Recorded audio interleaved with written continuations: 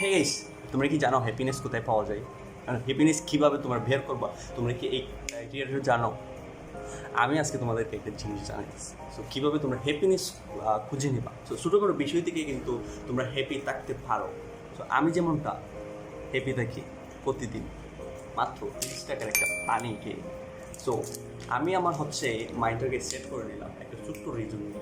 2 litre একটা পানি আমি বাইরে থেকে কিনে আনি এবং এই পানিটা প্রতিদিন খাই এবং এটা হচ্ছে টোটালি হচ্ছে বরফ। সো এই পানিটা খেলে কি হয়, আমার সারাদিন হচ্ছে আমি অনেক কমফোর্টেবল ফিল করি, রিফ্রেশমেন্ট। সো আমার মাইন্ডটাকে এরকমভাবে সেট করে নিয়েছি। আমি যদি পানিটা না কিনি তাহলে কিন্তু আমার কাছে মনে হয় আমি ভালো না।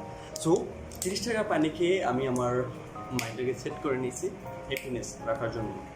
সো তোমরা যদি হচ্ছে ছোটোখাটো রিজন একটা বের করো হ্যাপি থাকার জন্য, যেই কোনো কিছু তোমাকে নট অনলি তোমাকে এই পানিটা কিনে